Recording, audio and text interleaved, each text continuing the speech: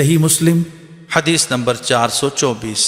حضرت لقمان بن بشیر رضی اللہ تعالیٰ عنہ نے خطبہ دیتے ہوئے کہا کہ میں نے رسول اکرم صلی اللہ علیہ وسلم سے سنا ہے، آپ صلی اللہ علیہ وسلم نے فرمایا، قیامت کے دن سب سے ہلکے عذاب والا شخص وہ ہوگا جس کے پاؤں کے تلووں میں 2 انگارے رکھے جائیں گے جن سے اس کا دماغ کھولے گا۔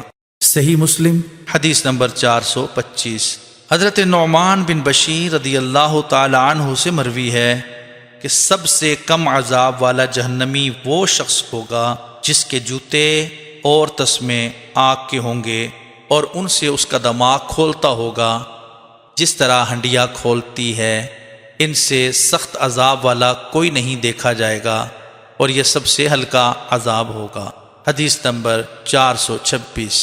حضرت عائشہ رضی اللہ تعالی عنہا سے مروی ہے، فرماتی ہیں، میں نے عرض کیا، اے اللہ کے رسول صلی اللہ علیہ وسلم، دور جاہلیت میں ابن جدعان صلہ رحمی کرتا اور مسکین کو کھانا کھلاتا تھا، تو کیا یہ بات اسے نفع دے گی؟